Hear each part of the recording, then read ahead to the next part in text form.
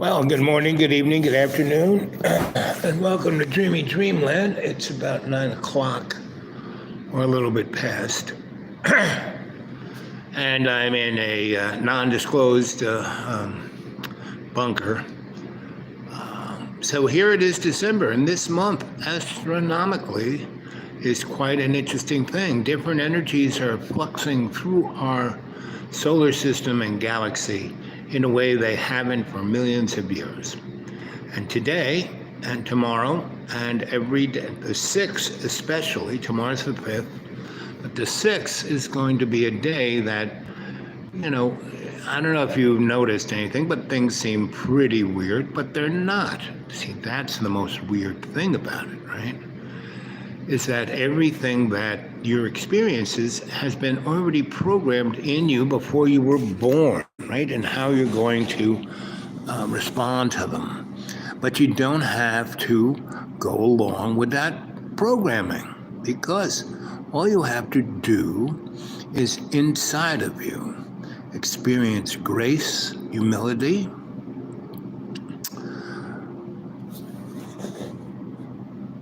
and appreciation. And there are so many, interesting, like, here's something.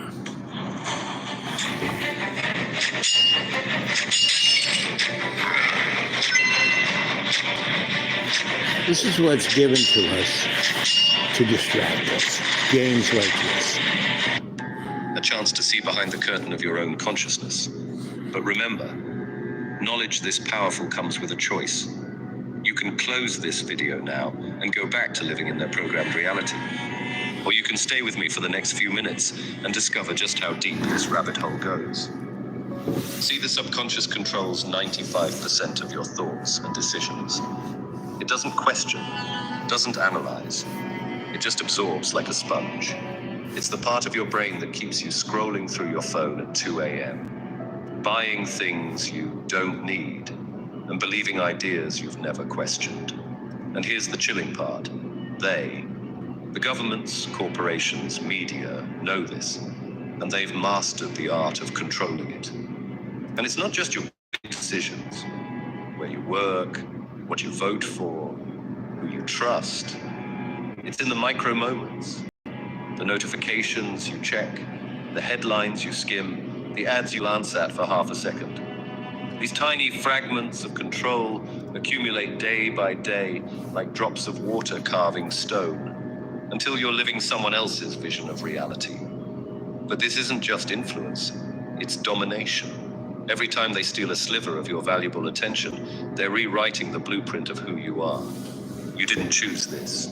But here's the truth they don't want you to know. You don't have to live this way anymore. Today, you'll learn the tools to take back control. What are the tools? To see the strings, to wake up from their illusion. This is more than a wake-up call. It's your first step toward reclaiming your reality. Are you ready to do that? Think back to your earliest memories.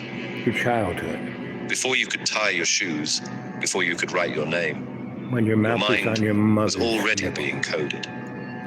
But it wasn't just random programming. Uterus, it was a script passed down through generations, designed to keep you in a spiritual and mental prison. That is what your Sensie Owl Bob has been telling you for the last 8 years. Why do they say children are like sponges?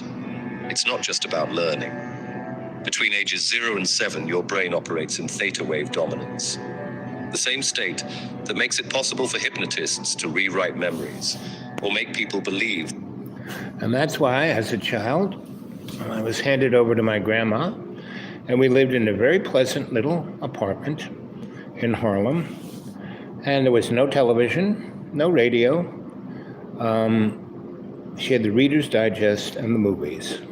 And the rest was out in Central Park and up and down the avenues of Harlem. On the east was every white European nationality, every 3 blocks.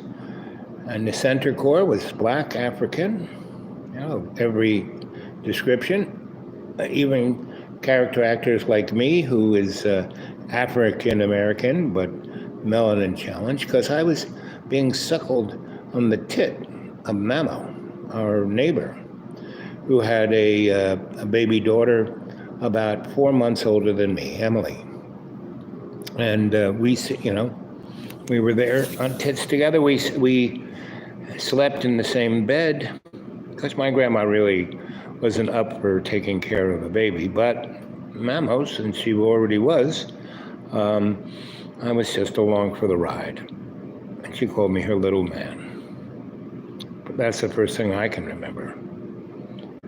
What's the first thing you can remember? There's two of you there right now. We are in the live chat zone. Come on, let's hear some live chat from you guys. What's the last thing you can remember? Because when you can remember all the way back to that, then you can unravel all of those hurts, right? Because that's what today, right now it's 9 p.m. December 4th, right? And tomorrow's, in a few hours, is going to be December 5th. And then December 6th is when there's going to be some interesting things happening. And if you are prepared, are you ready to live your life? Not in the past and not in the future, right? Which only fear is the ordinance of those two places. But in the moment, you have control. In that minute, in that second, you have control, right? So what are you going to do? Well, two of the people have left. They didn't even give a thumbs up, and we're only 6 minutes and 46 seconds into this show. Good morning, good evening, good afternoon, and welcome to Dreamy Dreamland with your Sensie Owl Bob. This is an evening show, and I'm in a place that I got pretty good internet, and my phones are somewhat, charged up. Let's see.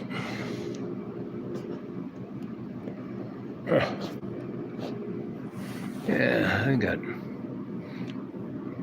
at least 70%. Whoops.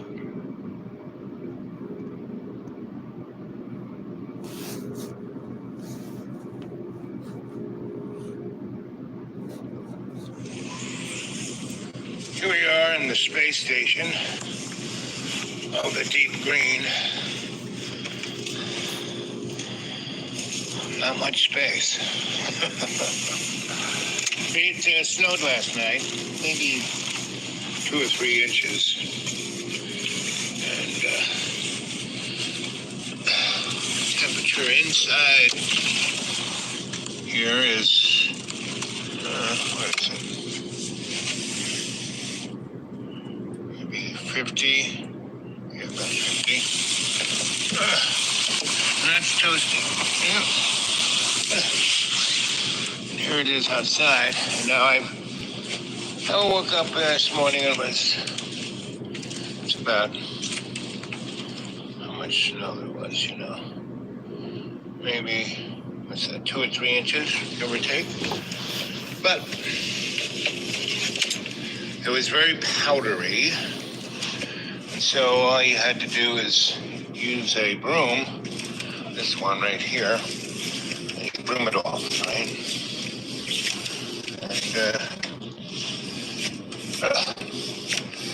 here's my other tools, rake and the other broom.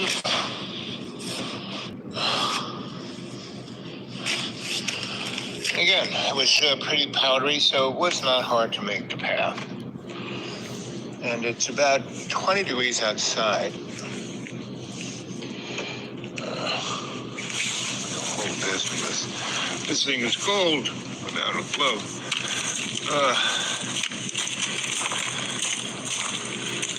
They just kind of rake it and make a path. Because if you don't, it gets crunchy and then icy. And if you try to walk on that, kill yourself. So, I cleared a little bit off. This is my kitchen sink.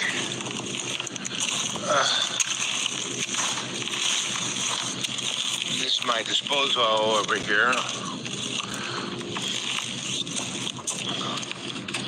And the sky is somewhat clearing. It's about 3 o'clock, so the sun is heading towards behind the mountain there. And once it goes down there, it gets colder by 10 degrees at least. But half is cleared, and the Earth is still kind of warm, even though it's been 16 degrees or so for the last 2 weeks. So all of these trees were heavily covered with snow, and with a little breeze and a little sun, and about 10 degrees warmer than it was. This was about 6 degrees when I first came out this morning. Now it's about 16, 18. When that's cold, it's 10 degrees warmer, right? So things will somewhat, melt. See, right over there. This is the ground, which is warmer than the snow. So the derivation, the difference, right? And the little footprints there are of birds, and the bigger ones are of cats. And the ones that are, that one, those there are maybe raccoons.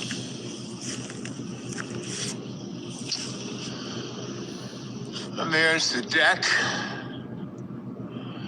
Pretty much all the deep green is gone, except for the deciduous trees like the pines. They still have their leaves, but all the poplars, they've lost their leaves. Everybody else has lost their leaves. And I don't really cut anything down until April, right? I let the leaves and everything cover the ground. And so that's the path going to the other end of the property there. See where those big trees are way over there? That hill, that's the edge of my property.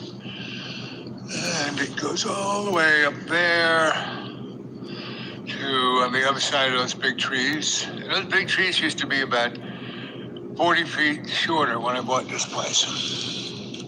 But I cut all these trees down so they wouldn't hit my little deck. But those 4 trees could do it, but if they did, just the tops of the trees would hit it, wouldn't be that bad. And they are actually pretty sturdy, and they're leaning the other way. So anyway, see, there's a mountain over there. There's another one over there. I mean hills, but I mean these are mountains. Sawtooth Mountains, that's what they are. So that's where I live, right? This is where I live. That's where I live. Where do you live?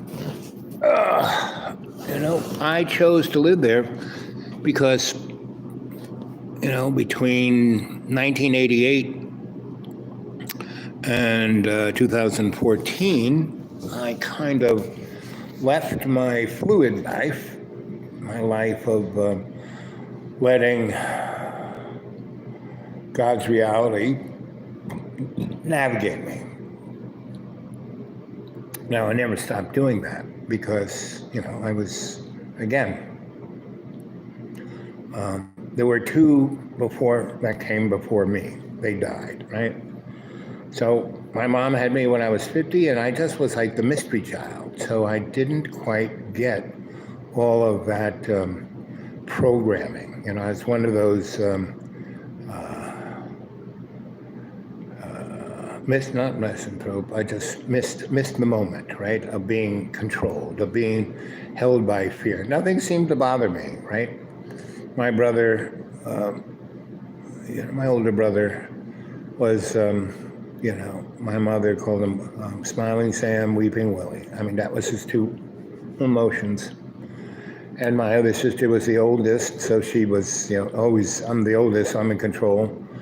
And my other sister, she was, I want everything, And the other 2 died, right?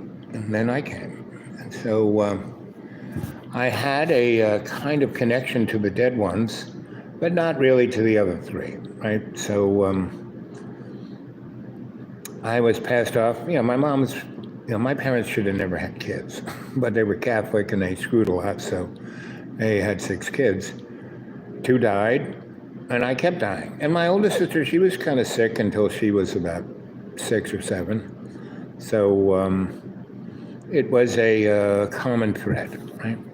So again, this is a live chat. We're 15 minutes and 27 seconds into this, and we are talking about the event. And we have been pretty eventful for as long as anyone who's alive right now can remember. And before then, from the Civil War up until, the 19th century became the 20th century, that was pretty eventful. We had, Civil War in the United States and wars all over the world, and, European imperialism that killed millions and set our whole social structure on the path of lying to oneself, because nothing that you've experienced, the American exceptionalism, our Constitution, democracy, we're not, we're a republic started by white rich men who are all pretty much Masons. So we come from a very esoteric, Masonic, mystery school neck of the woods, right? And pretty much everyone, you hear this all the time. The people came from Europe for religious freedom. No, they just didn't want to die, meaning the Spanish Inquisition, Rome, England, you name it, France, they were all having, it wasn't a good place to be. It was like all of Europe was the Gaza Strip, because before that we had what was known as the Dark Ages, and that wasn't so much fun either. And pretty much anyone who had any kind of expression of spirituality was either, killed, it turned into a magic circus, and used as a business plan. That was, the Roman Empire, and then the Holy Roman Empire, then the Byzantine Holy Roman Empire, and then a lot of schisms between it. We never got the truth. Here's Jesus Christ, right? You'd think he could have left a few notes. We had to depend on Paul and Luke and Martin and Matthew, right? Matthew, and Thomas. Thomas is the one I like best because he was closer to the esoteric than the others. Luke was a scientist, so he was at least extremely descriptive. The other guys just repeated what Paul said. Those were all responses to Paul's letters, right? So Paul was, the Don Draper, the madman of the Christian motif of Judaism. And that's all it was, So we got this, King James Bible, which is just, the final, not even the final copy, but kind of the final copy of all the liturgy that we had, and all the liturgy that was put into that book, the 60-something books and the 40-something authors. These were all guys who were going along to get along, right? They wanted to keep their job, just like all of the people who are in the media, who are in the newspapers, New York Times, all of the above. Those guys, go along with what the hidden hand wants. They're living in an entirely different time and place. It's a state where your subconscious doesn't just listen, it obeys. You weren't just learning, you were being programmed. Every fairy tale you heard, every cartoon you watched, every lullaby you sang, they weren't just stories. They were programming sequences. Stay within the lines. Don't question authority. Fear the unknown. These weren't just lessons. They were chains, wrapping around your subconscious mind, layer by layer. But here's where it gets darker. Those phrases weren't innocent.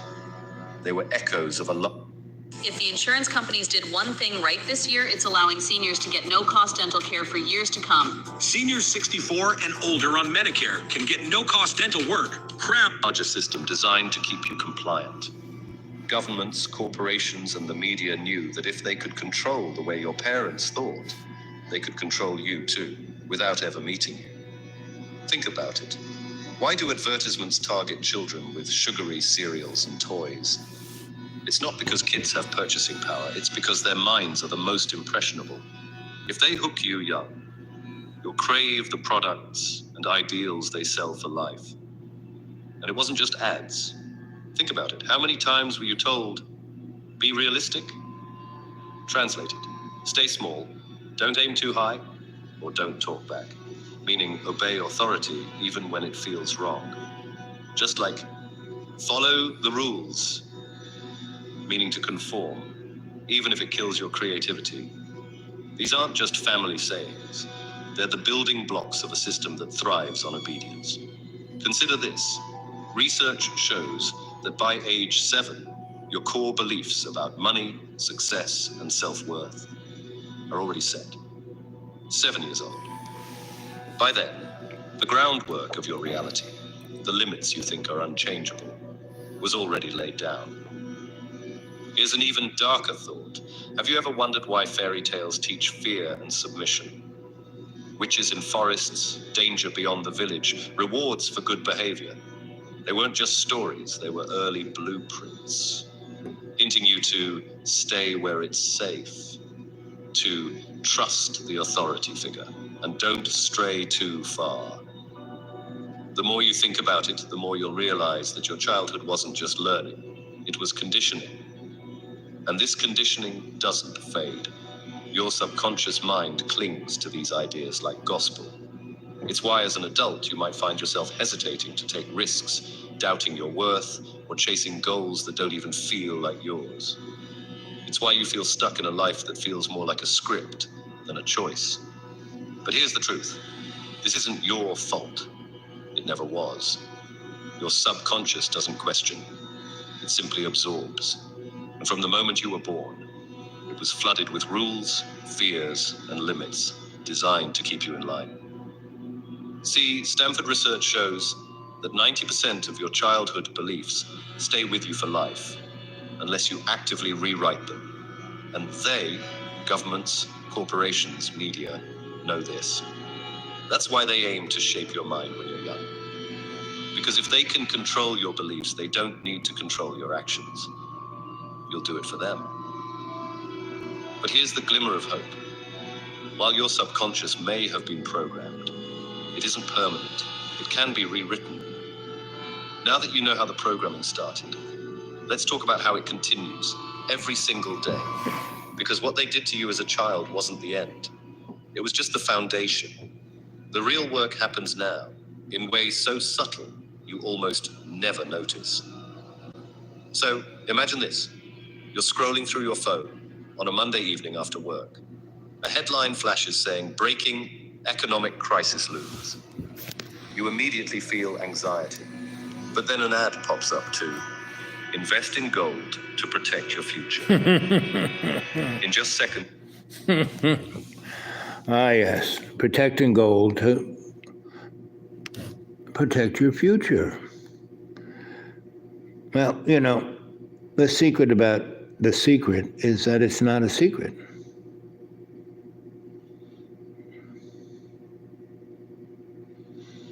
So here we are in a live chat. What do you think? What's going on in your mind? Let's hear a little something from you. Here we go. This is pretty good.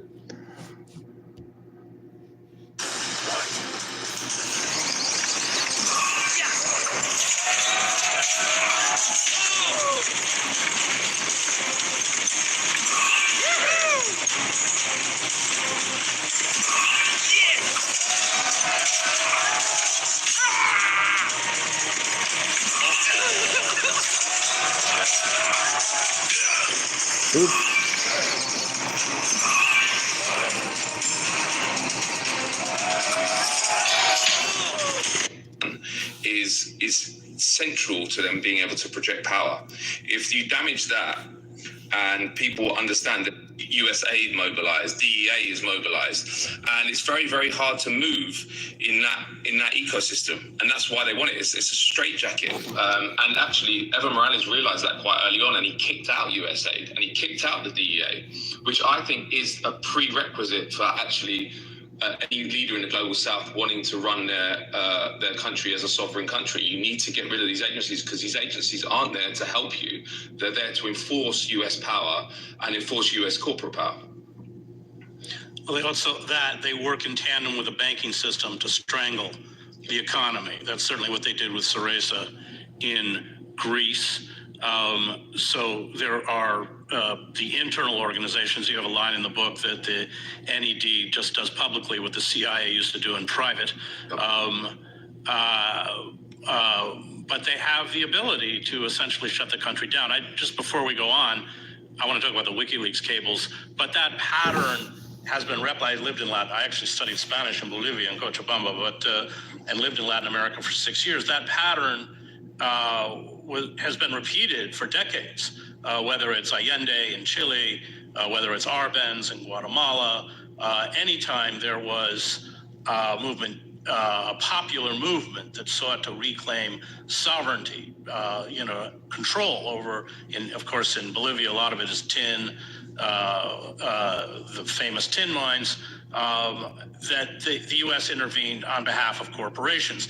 And I think a lot of people, you and I do, but a lot of people don't realize how important the WikiLeaks cables were, not just for the debacles and war crimes in Iraq, but for shining a light on U.S. complicity. I mean, Haiti being one of the most, you write about Haiti as well, but the WikiLeaks cables exposed that the U.S. government was on behalf of U.S. corporations, which ran sweatshops in Haiti. You also write about this in Honduras, but was working to essentially suppress a movement to raise the minimum wage to, something insane. What were they trying to get, $2 an hour? Or I don't remember how much. But talk a little bit about the importance, because in independent media in the global south, the WikiLeaks cables, which was also true in Tunisia, were a huge revelation. Yeah, I think it's the best repository of historians and journalists there's ever been for understanding the global system, because the US is this kind of the US power is the governing dynamic in world affairs. If you look from what's going on in Gaza to regime change in Venezuela, Syria, wherever you look, American power is the overriding factor. And we were given decades of them speaking privately, or what they thought was privately, about how they operate. And actually its significance is why that is completely ignored by the mainstream media in the US and the UK, because their role is not to reveal the truth. They say it is, and we're told it is in civics class and journalism school. We're a check on power. But what you realize when you work on the inside, and I'm sure you saw this at the New York Times as well, is that actually, if you start doing proper journalism like Julian Assange did, and really revealing truth as we're told we should, then you get attacked by the journalists that operate at the top of society. And one of the awakenings I had when I was at the FT was I was there in Washington. This was under the Financial Times. He was reported for the Financial Times. First started coming out, and I remember being he wrote a book called The Racket. Excited about this. I was thinking this is a treasure trove for journalists. And I remember the first editorial meeting at the FT's Washington bureau, and it was just everyone was attacking Assange and basically dismissing the cables. And I was just thinking, wow, if that is their reaction to the revelations that might give us some clue about how the system really works, then they don't see their role as really exposing power. What they see their role is, and I still believe this, is that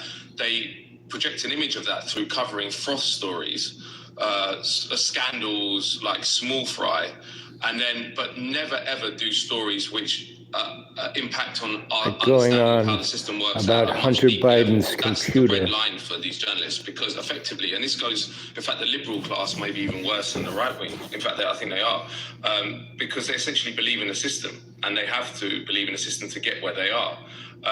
So I think the WikiLeaks cables are hugely significant, and they just appear all throughout the book. In fact, the book's dedicated to Chelsea Manning, because she changed history by what she did, and it was completely heroic, and again, wasn't supported by the Do any of you know who that she Chelsea should have been. Manning is? Wasn't supported by the Guardian in the way she A young man who was in supported by the Guardian. the military Not to go off track too much, but this is very and linked to the US saw empire, because all this of was a these historic moment in exposing the US empire, what Julian Assange and Chelsea Manning managed to do. propaganda and lies and secrets. Early leaks. And then they later He was a vehicle for the information IT guy in the army, and he got a hold of Julian Assange, and that was He was in WikiLeaks. Belmarsh prison for 5 years, maximum security prison, never without a conviction for anything. Julian Assange. The Council of Europe just Plus, he spent 7 years in voted, which is the highest human rights body in Europe, of which the UK is a signatory. They diplomatic house in England, which he couldn't leave. To declare him a political prisoner for the 5 years he was in. It's quite incredible that not one UK newspaper has written a single word about it.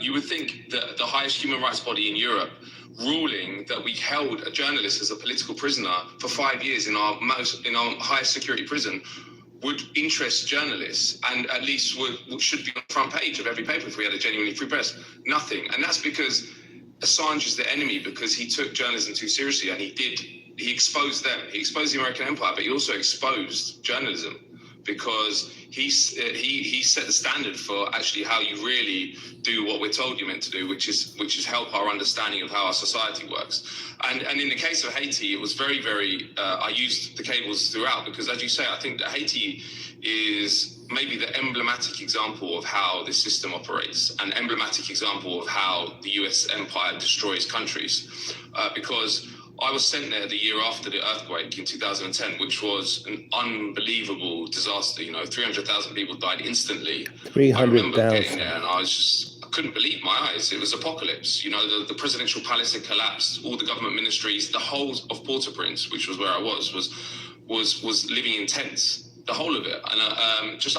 incredible.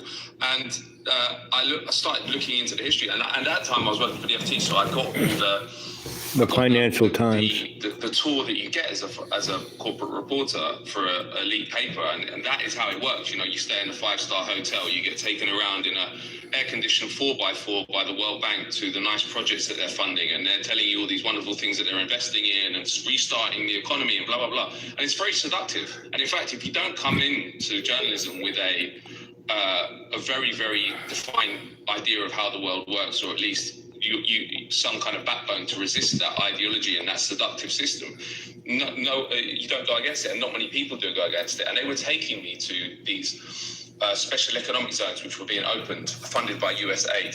One of them was in the north. We flew to the north, and they took me.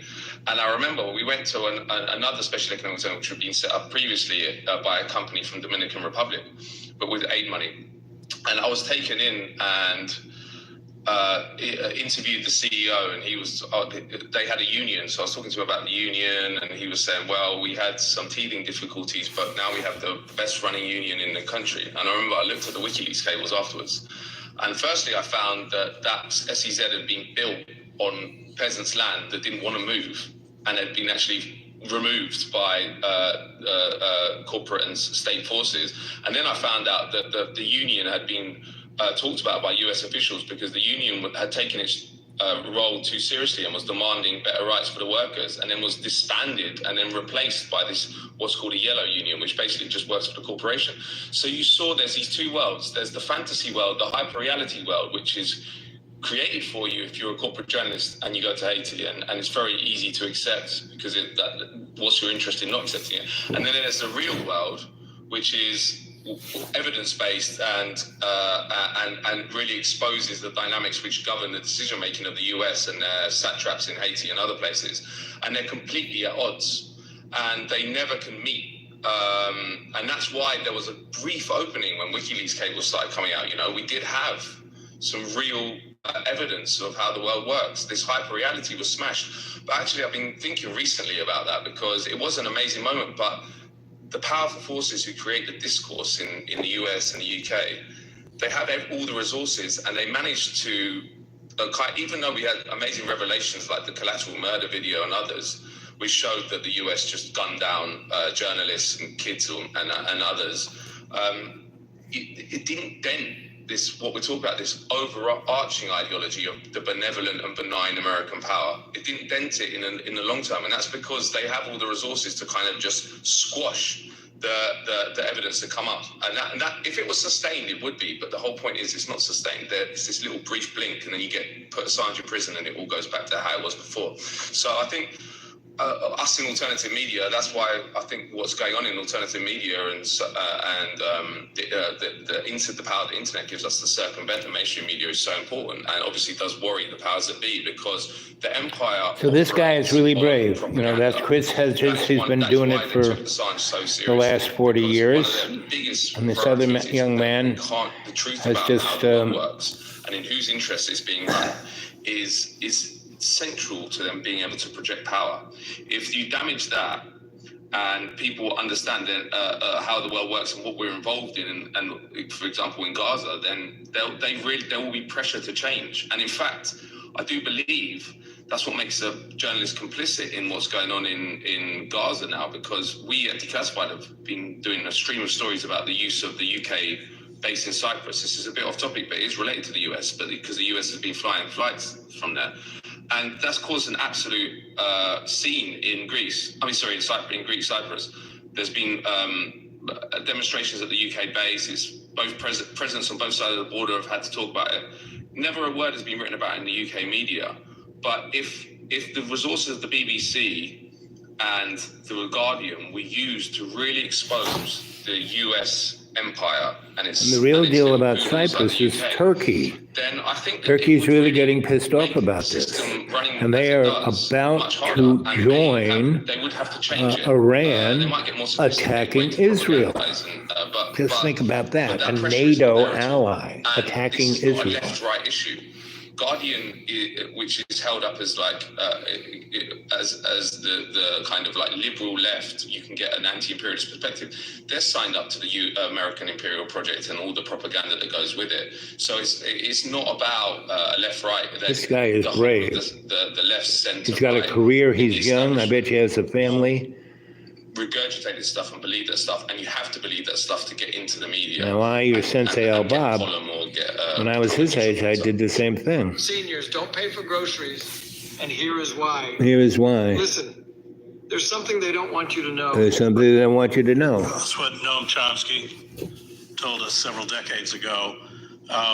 Just on Cyprus, I think it was Declassified UK, which you run, broke this story that arms shipments were being flown from Cyprus to Israel to fuel the war in the genocide in Gaza. That's correct? Yes, and it's actually really relevant to what we're talking about, which is US empire, because obviously Britain is part of the American empire. We are a junior partner. We're an adjunct to the whole system. But one of the major ways we remained relevant to the United States after the Second World War, which is the time when we're told the empire died, but which never happened. It just got repackaged in different ways. But one of the ways we remained relevant was we basically opened up our bases, which we have all around the world, from Falklands to Cyprus to Bahrain to Nepal. We made them also US bases, and Diego Garcia being an emblematic example. That's actually called a joint base, but unofficially all the others are joint bases. And I went to Cyprus, so a bit of background on this base as well, which shows how the empire never died, as the British empire never died. So Cyprus was a British colony until 1960, when it got independence under Archbishop Makarios, who was the liberation leader, the first democratically elected leader of independent Cyprus. But in that treaty that we signed, the British signed, they retained 3% of Cyprus, which we still own. And not many people, no one knows about this even in Britain. But so it's these huge swathes of land, which aren't just military bases. There's military bases on them, but you're talking about 3% of the island, so they're big. And I went there and did a series of stories. One of them was about revealed for the first time the real presence of the US Air Force there, because the British and Americans had said for 50 years the Americans have a presence there, but they wouldn't say the size and they wouldn't say the complexion, what units were there. But I found that 129 US airmen were permanently stationed at RAF Equatorial, which is the main base there. And but as I say, one of the services we provide is not only use, but all UK sites around the world, and this is very important. People know this, and no one knows this, and I only know this because I've been trying to get information.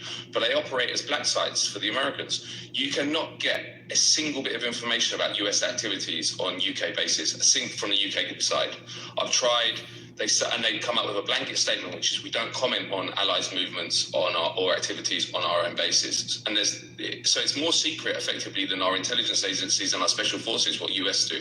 And they've got a huge presence within Britain as well. There's over 12,000 US troops permanently stationed in the UK.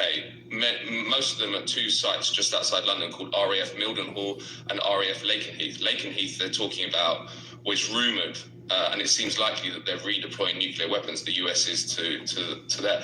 Plus, you have the intelligence occupation of Britain. You know, Edward Snowden's leaks showed that GCHQ viewed. Now, GCHQ is the UK's largest intelligence agency. It was exposed extensively by Snowden's leaks. And it has a site in Cornwall, which is in the west of England, by the beach, and it's called GCHQ Viewed. And all the transatlantic cables go there. And his leaks showed that the NSA, the National Security Agency, pay for half the maintenance of GCHQ Viewed. So it's effectively a US site. You can't get any information about how many US personnel are there or anything, because there's just a blanket statement saying we don't comment on intelligence matters. But then you have RAF Croughton, which is another base within the UK itself, north of in the Midlands, where they say that there's 1,000 CIA officers based there. It's 25% of all communications which come from Europe back to America go through RAF Croughton. That's also the site where the alleged CIA officer Ansa Kulas killed Harry Dunn, that child, which was a case which got very big here. I don't know if it was big in the States. But what you see when you start looking into it, let me just interrupt, Matt, because she was then spirited out of Britain, and all the requests to extradite her were met with this false claim that she had diplomatic immunity. Exactly, yeah. And they first denied that she was working for the CIA because it's not official. None of this stuff is official. They've never acknowledged that RAF Croughton is a huge CIA station. So it was all very embarrassing for them. But effectively, the UK just takes its orders from Washington. There's no... And the quid pro quo is that the US keeps us... I guess gives us the... we can have the pretense that we're still this powerful force, and the British establishment really care about that. Hey, Fish, good to see you. There's an arrogance in the British establishment which has been festered and pickled over centuries of ruling the world, and they don't want to let go of it. So they're willing to do anything for Washington if they can stay part of the US empire. But we have this huge occupation, which means that we're not a sovereign country. And I know it's a cliche to say Britain's the 51st state, but it really is. We cannot go against the US, and actually the preface to the book is all about this. And this was really exposed during Jeremy Corbyn's leadership of the Labour Party, because that was a historic moment in British history. You know, he was elected Labour leader in 2015. He was the second non-Atlanticist Labour leader ever to be elected post the Second World War. The other one being Michael Foot in 1980 to 83, but he was destroyed again. But Corbyn really showed that the power that the US still has here. And actually, when I started looking into all the agencies that you mentioned, you know, like the NED and stuff, I was through the whole of my career, I'd always looked at those in the global south who were operating in weak states and basically running the show. And I kind of assumed that even before I was going there, because in a country like Haiti, the state's so weak that even one of those institutions is more powerful than government. My hunch was, okay, well, this doesn't operate the same way in Britain, where we've got a longer history, we've got these strong institutions. But I realized pretty quick when I started looking into what these agencies were doing in Britain, that the same patterns were occurring. And in fact, even more resources were going in, because obviously as an imperial center, financial capital, it's at the top priority to keep the US, to keep the UK pro-Atlanticist. So Jeremy Corbyn was a massive, massive nightmare for the US. And in fact, it became really explicit. You know, Mike Pompeo, when he was Secretary of State, who was previously director of the CIA, came to the UK in the summer of 2019. This was before the 6 months before the election of 2019, which Jeremy Corbyn lost to Boris Johnson. But he was recorded privately saying to a group of people, "We will do our, quote, level best to stop Jeremy Corbyn becoming Prime Minister of Britain." And he said, "It's too hard to do it once he's Prime Minister, so we'll do it now." Like, this was, and it was reported for a day in the papers, but then it just disappeared. And you're sort of thinking, this should be a huge, huge scandal. This is a senior official coming to the UK and basically saying we won't allow it. And there was no investigations of what he meant by that. And obviously he was referring to certain programs they had.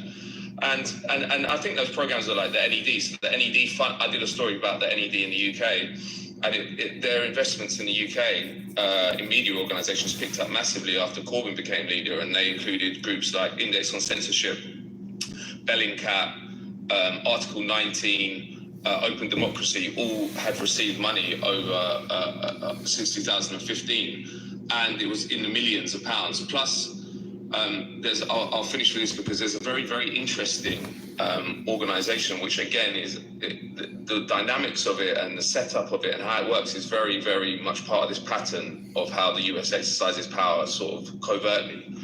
But as I mentioned, the only other leader of the Labour Party post-1945 who was non-Atlanticist was Michael Foot, and he was he was elected leader in 1980. He lost the election in 1983 and left. But the election in 1983 he was really radical. Well, comparatively, like if you read that manifesto from 1983, he called for the UK to withdraw from NATO, for example, and really showed that he wanted to move Britain away, not towards the Soviet Union, but away from the United States. He wanted Britain to be a kind of non-aligned country. And he lost the election badly, and it was called the longest suicide note in history. But declassified US CIA files have shown that they were massively worried about Michael Foot's leadership and what had brought him to power, which was a real sort of anti-imperial movement within the Labour Party. And the US Embassy at that point started this organisation, which is called the British American Project. And it was quite explicitly about kind of cultivating the progressive left end of the British political spectrum into a pro-American position. And it developed massively during the 80s, and it still exists today. And it was mobilized massively during Jeremy Corbyn's leadership of Labour. And many, many senior figures in that organization became the biggest critics of Corbyn. And you saw they had to come out the shadows. They wouldn't, because how it's presented is it's a nice membership organization where journalists, politicians, intelligence officials as well, by the way, UK military as well, get together and they have dinners and events, and they have a conference every year in the US and the UK, alternate years. But what it is actually is about trying to cultivate and bring the left of the political spectrum away from any anti-imperialist position. It's been very successful. And I actually interviewed an MP.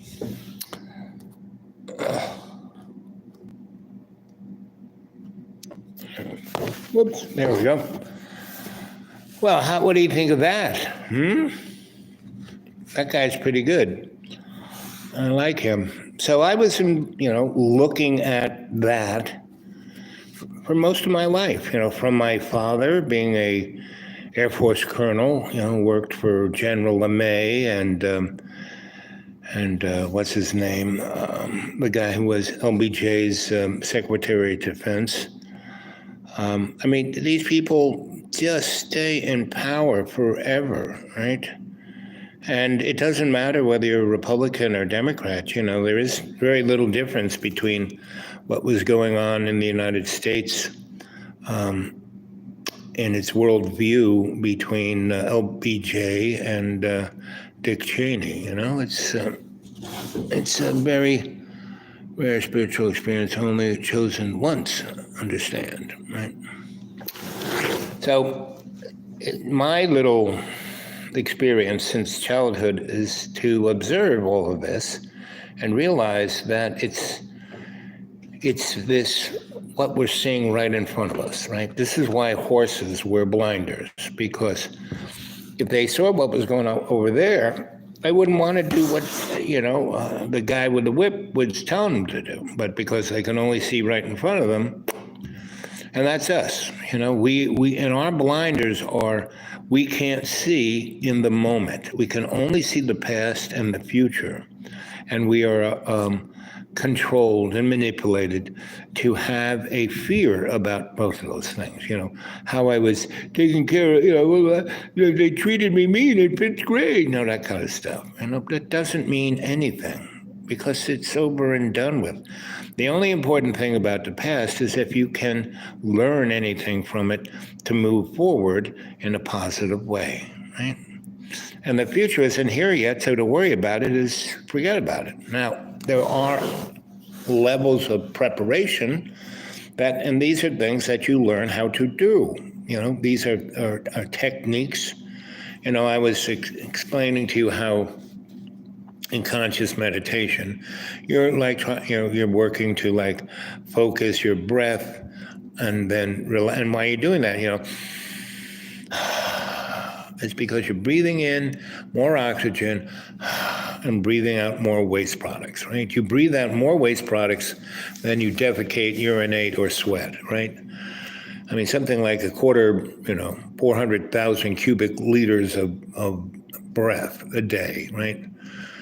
Whereas, you don't piss that much, So by doing that, you lower your cortisol level so you're not as anxious. And it allows you, and this is the thing, is to quiet yourself down to the point where you can feel and hear, not so much with your ears, but with your consciousness. You hear your breath, right? You hear all of your autonomic movements, like the movement of your digestive system, the movement of your breath, the movement of your blood, your heartbeat, and the subtle levels of those things, right? And when you can hear those, right, that's when the blinders come off. That's when you can see what's over here, and that man who is going on about, WikiLeaks and the intelligence community and the, dynamics of world control. These guys give you a good picture of what it is, but not really, because the people who rule it is a very small group of people, and they have so been trained and controlled, genetically engineered at every level, they don't even be human, right? Human. Not many of us are human, And that means, this character that can open one's heart in empathy, right? And Jesus said that you find, God inside of you, not on the exterior.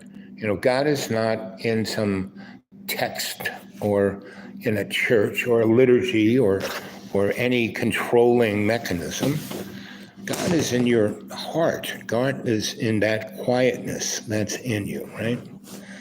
And these next few days are going to be extraordinary days, right, of energetics that won't come again for a really long, long time. So I would, really think about what you want, what you want, because see, you aren't your body. You are your consciousness, right? And that is eternal. That is your soul, right? I mean, it can be called many things, but the bottom line is this material world is just a sandbox that we were put in to experiment with our emotions and all of these other things that aren't what we are, right? So it'd be nice if you guys YPU all right. I have no idea what that means, fish, but that's okay. You guys can hear me, right? And I don't know what else to say. Let's see what time it is. Oh, it's 10 o'clock, give or take. Let's see, what else can we show you?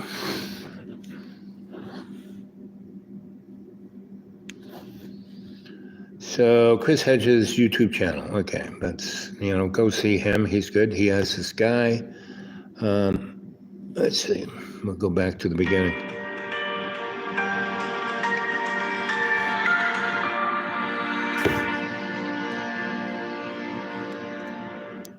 Matt Kennard, a former investigative journalist for the Financial Times, in his book, The Racket, details the nefarious tools the United States employs to shape and manipulate power abroad to serve its quest for global hegemony. His reporting, done over 4 years in more than a dozen countries, including Bolivia, Mexico, Haiti, Palestine, Tunisia, and Egypt, shatters any idea that the U.S. is concerned with fostering democracy or protecting human rights. In case after case, he illustrates how U.S. military and economic power serve as the enforcer for global corporations.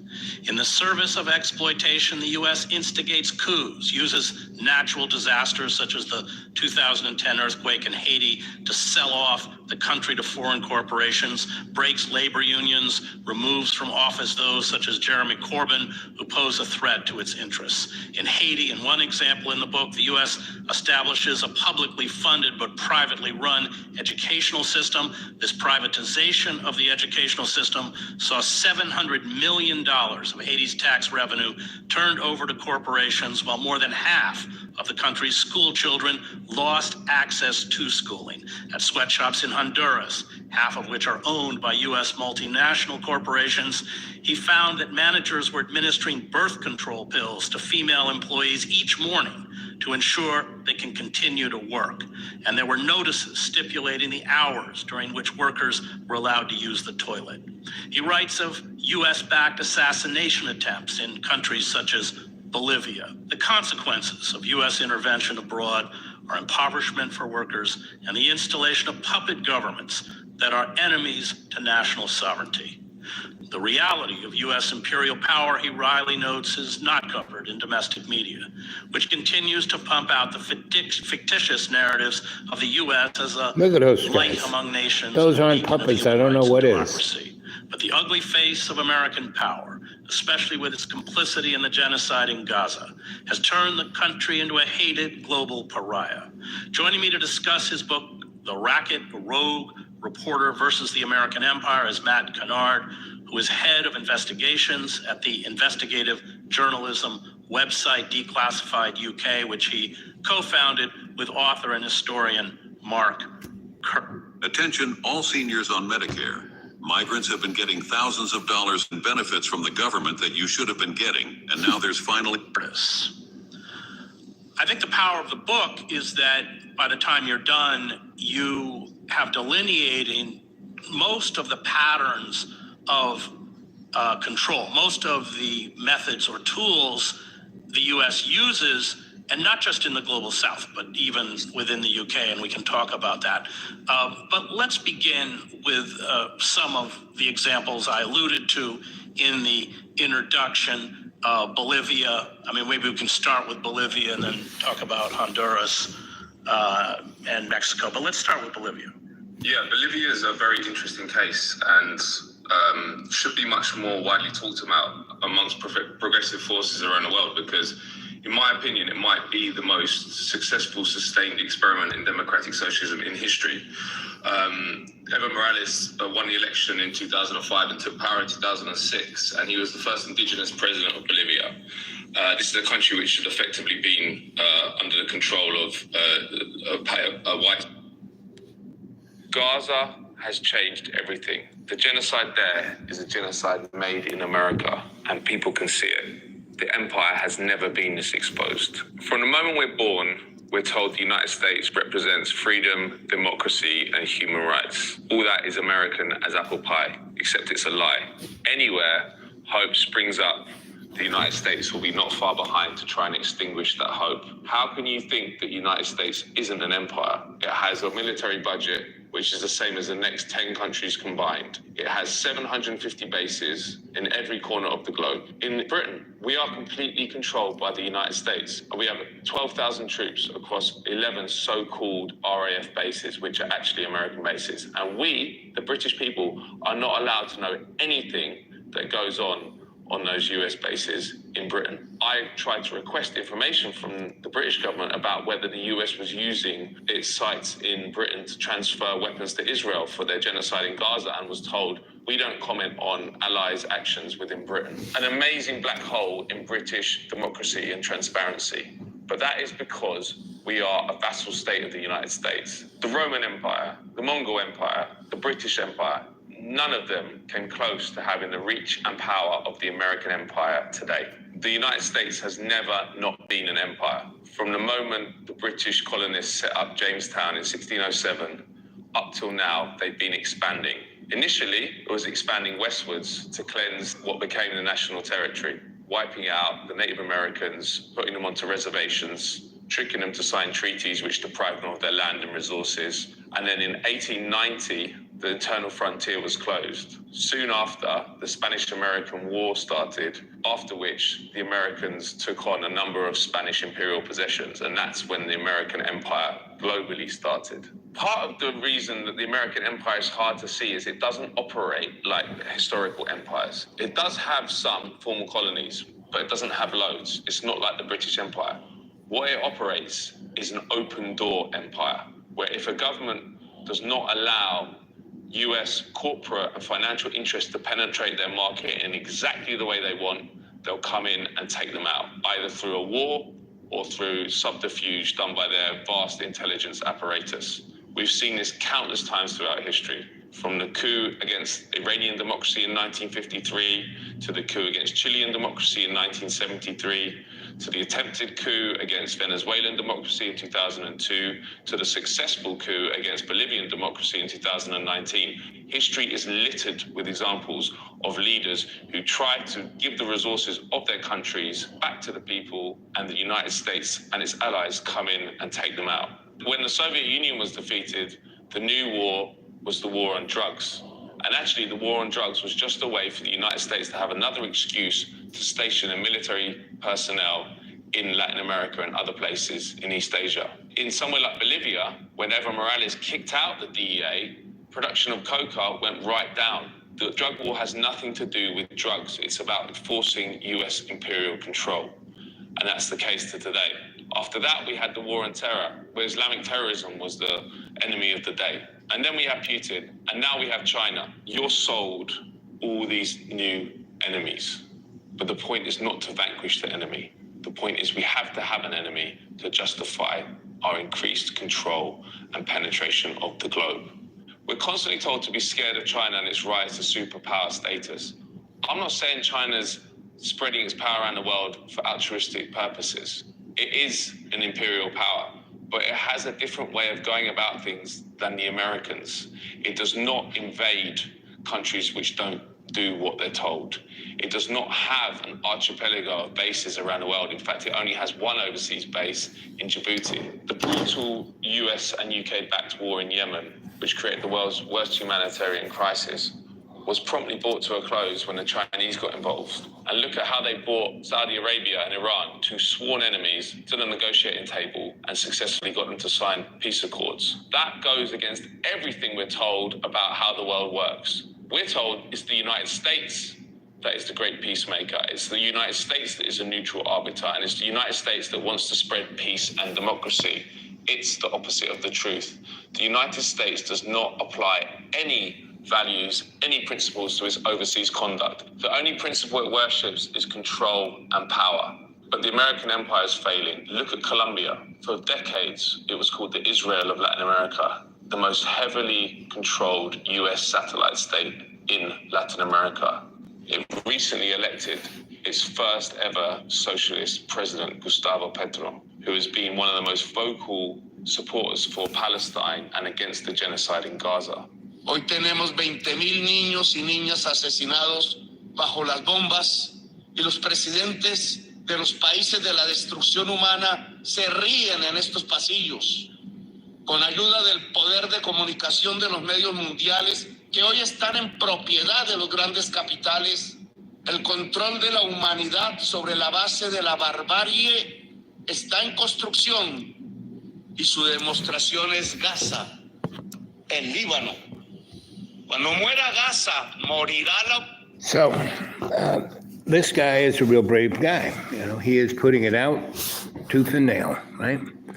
But he hasn't gone quite far enough because he's saying it's America. America's a chump. You know, look who we have as president.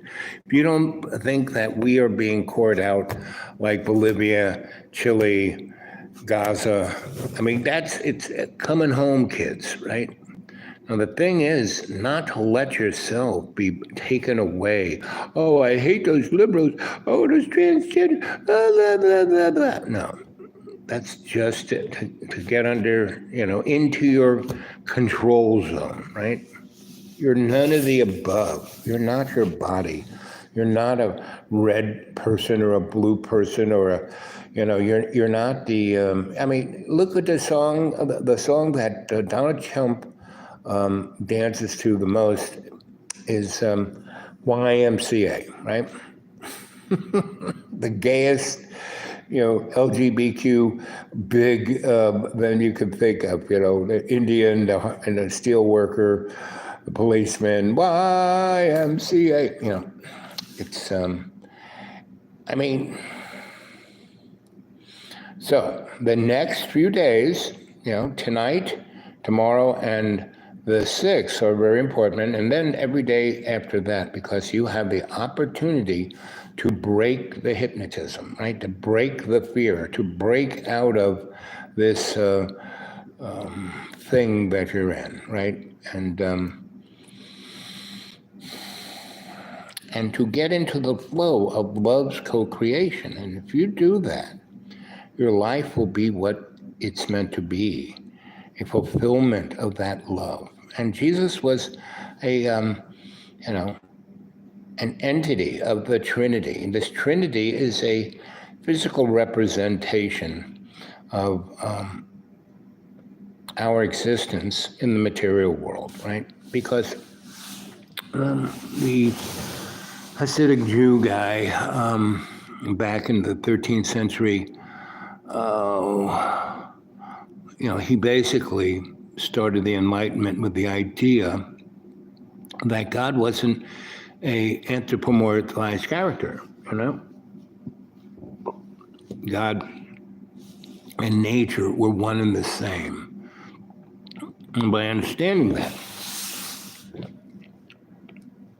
you can open up your heart and be free, right? And not be controlled by a religious motif, you know? And, or a ideological, political prejudice, you know? Or a gender-based fear of your own sexuality.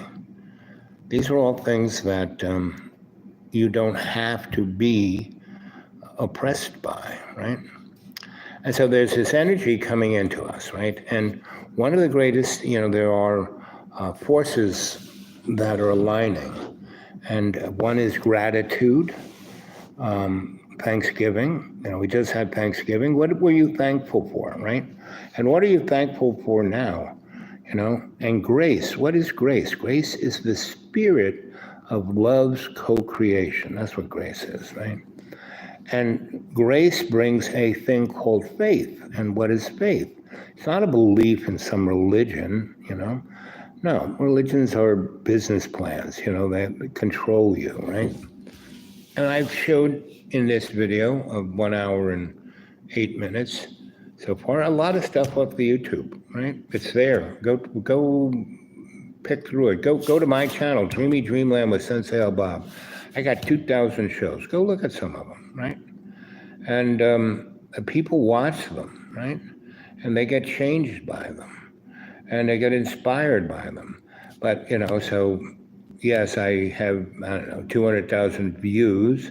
But and like maybe 700 subscribers, but it can never, if it gets anywhere close to 1,000, it drops back down to 500. It's quite interesting. And when I start talking this way, you guys run away. And is that because you can't, hold your attention longer than 3 seconds? Come on. I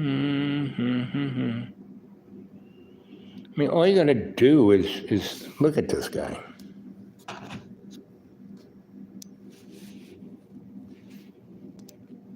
Look at that guy. Would you trust him with anything?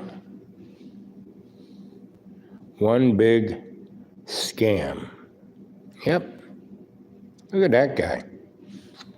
Let's see what this guy has to say. This space heater is being called the Tesla of heaters. It can warm up houses for practically zero cost. Well, then you know it's a piece of crap. This game-changer invention will keep you...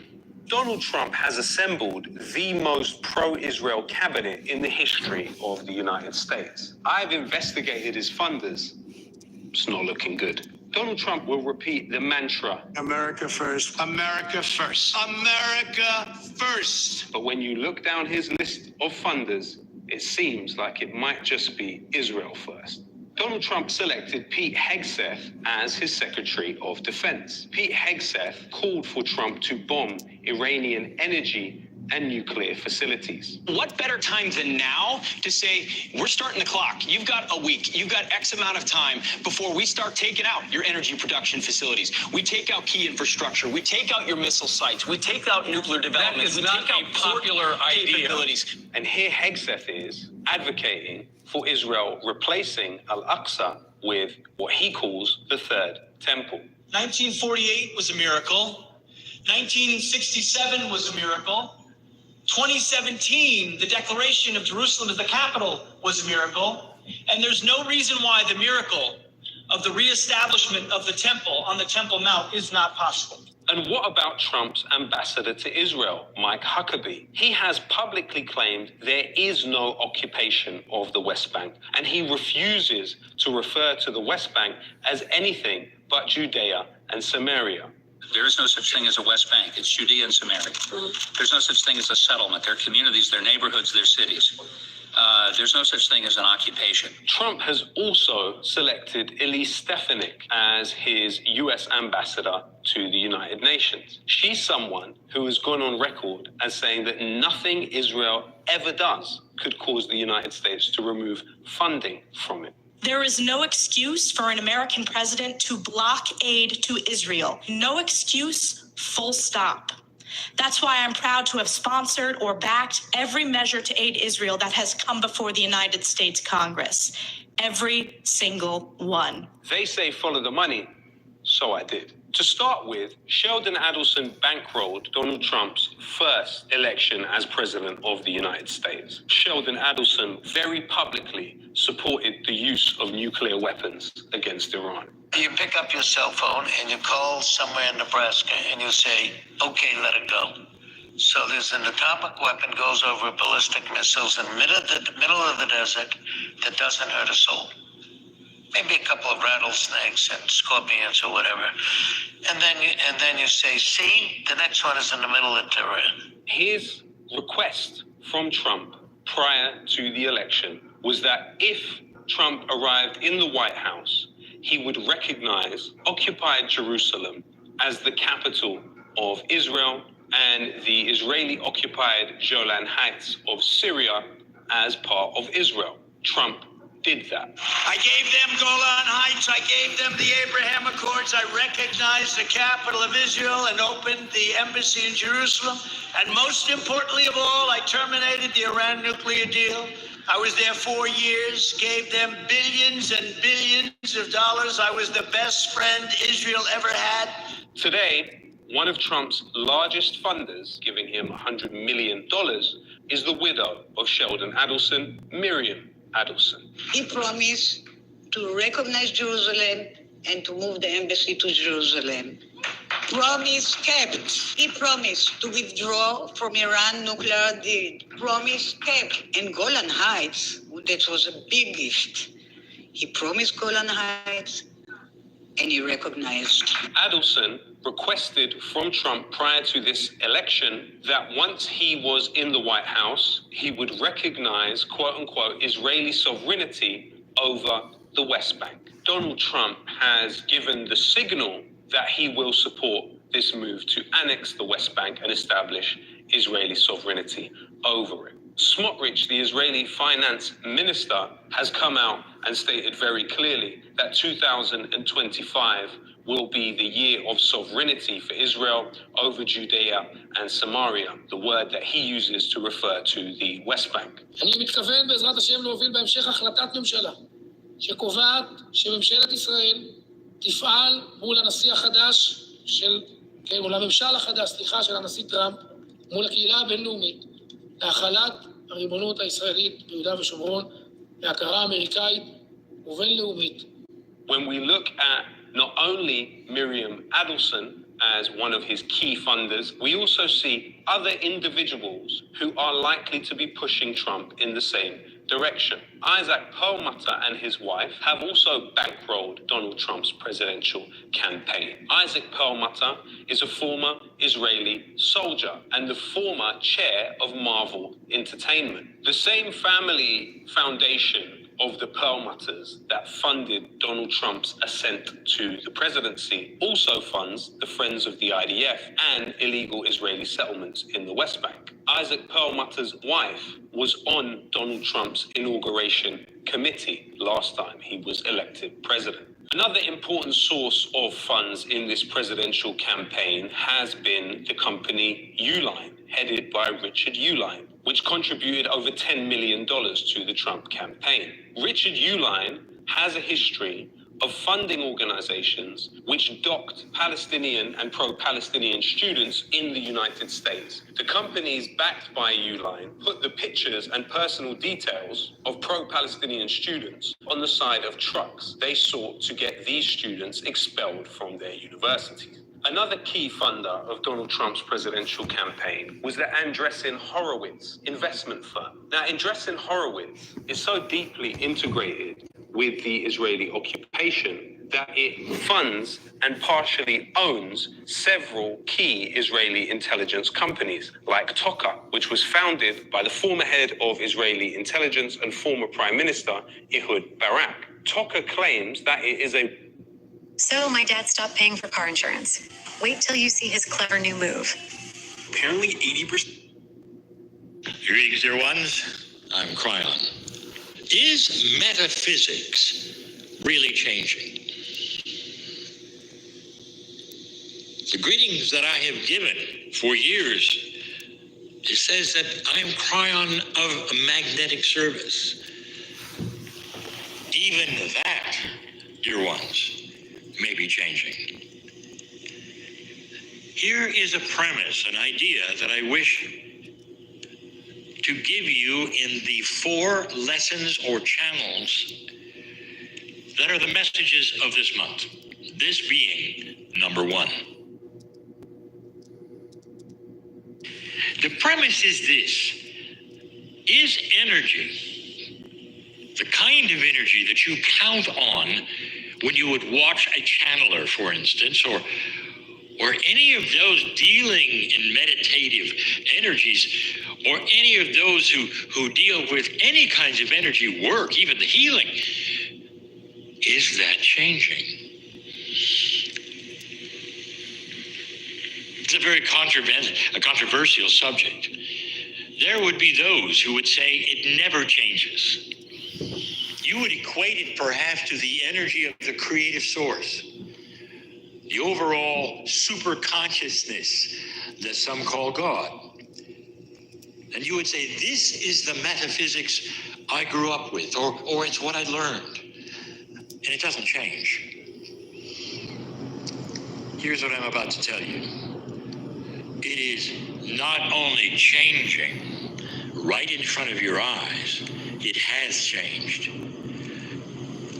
And it's moving to a place that you don't expect. But it is all coordinating with everything that I have been teaching for more than 30 years. What is this that is happening on the earth that might change energy? The very energy that you count on in metaphysics. Edgar Cayce, often referred to as a modern-day prophet, holds the distinction of being the most documented psychic in history and is widely recognized as Christian County, Kentucky's most famous native son. Known as the Sleeping Prophet, Edgar Cayce was an American psychic renowned for his trance-induced readings that covered topics such as health, spirituality, and future events. He predicted that China would rise to become the world's dominant economic power, and that civilization would eventually shift to China. At the time of these predictions in the 1920s and 1930s, such statements were almost unthinkable. Yet today, they align perfectly with the global situation. Cayce's predictions were not limited to the rise of China. He forecasted major events, including the 1929 Wall Street crash, and made bold statements about the lost civilization of Atlantis. However, Cayce's influence extended far beyond predictions. His medical and spiritual readings transformed countless lives, with some of those individuals still around to share their experiences. Many describe how his insights shaped their lives in profound ways. His accuracy and guidance proved to be life-changing. Now join us as we delve into the shocking predictions that Edgar Cayce made for 2024, ones that are bound to leave everyone in awe. Edgar Cayce, the early years of a sleeping prophet. Before we explore Cayce's astonishing predictions for 2024, it's essential to understand the man behind the mystic readings. Born on March 18, 1877 in the rural town of Christian County, Kentucky, Edgar Cayce was far from an ordinary farm boy. With parents who were busy tending the farm and raising a family of 6, Edgar's early life might have seen taking a closer look. I haven't been able to take my eyes off my husband's pants since he tried this morning trick. What happened afterward was unbelievable. Look at the pivotal moments that shaped Edgar Cayce's path toward becoming one of the most well-known psychics in history. The early struggles and breakthroughs. After completing his formal schooling in the late 1890s, Edgar and his family moved to Hopkinsville, Kentucky. Life was tough, and the family could only afford his newfound abilities for the public good, marking the beginning of his psychic readings, continued to captivate and mystify audiences for decades. Let's examine some of these prophecies to see how closely they align with reality. One of Cayce's The World on Fire. Cayce foresaw Hitler's eventual overthrow, which came as a result of foreign intervention. Two prophets separated by centuries but united by their uncanny foresight. Edgar also predicted alterations in the Gulf Stream, a powerful ocean current that plays a significant role in regulating climate patterns worldwide. He believed that these changes could trigger the melting of the polar ice caps, cause rising sea levels, and lead to a global transformation in weather patterns. Picture coastal cities facing devastating flooding, communities being displaced, and biodiversity suffering severe losses. These environmental shifts, according to Edgar, wouldn't only transform our physical world, but would also challenge us to rethink how we live and interact with our environment. Looking ahead to December 2024, there's even more to anticipate. Edgar envisioned this month as a pivotal time for the onset of a new era of enlightenment and peace. He believed that during this period, people would experience a heightened sense of spiritual awareness, and many would begin to develop psychic abilities such as clairvoyance and precognition. Imagine a world where intuition and foresight become as commonplace as using smartphones. This rising consciousness could lead to a more empathetic society where decisions are made with consideration for the collective good rather than for individual gain. Edgar also spoke of a collective rise in consciousness, predicting that 2024 would be a turning point for this spiritual awakening.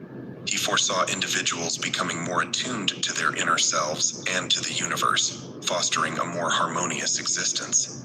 This spiritual renaissance could be accompanied by technological advancements that complement spiritual growth, resulting in innovations that heal rather than harm. Another captivating aspect of Edgar's prophecies for 2024 concerns the geopolitical landscape. He predicted that China would emerge as a beacon of hope and progress on the global stage. Long before anyone could have predicted China's rise, Edgar suggested that this nation would play a crucial role in leading the world toward a brighter future.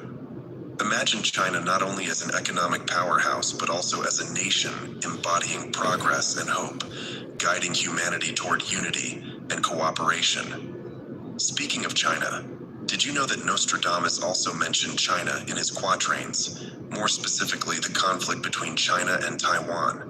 He wrote about combat and naval battles, and he also mentioned that the red adversary would become pale with fear, sending the great ocean into dread. According to some interpretations, this prophecy aligns with China's expansionist policies. After all, China has a significant influence in the Indian Ocean region, and the color red is commonly associated with communism. Isn't it fascinating how both Nostradamus and Edgar Cayce predicted China's rise? But let's return to Edgar Cayce's other intriguing predictions for 2024. One of Edgar's most tantalizing predictions for 2024 involves the discovery of an ancient hall of records. He indicated that this hidden chamber, possibly located near the Great Pyramid in Egypt, would be unearthed when humanity reaches a new level of consciousness. The contents of this hall, according to Cayce, would hold vital knowledge about our past and offer keys to our future. Imagine the revelation of such a place. It would be nothing short of revolutionary, potentially rewriting what we know about human civilization. As we draw closer to 2024, it's fascinating to consider whether these predictions will come to pass. Will we witness the environmental shifts Edgar spoke of? Will we experience a global spiritual awakening? And will the Hall of Records be revealed? These are questions that continue.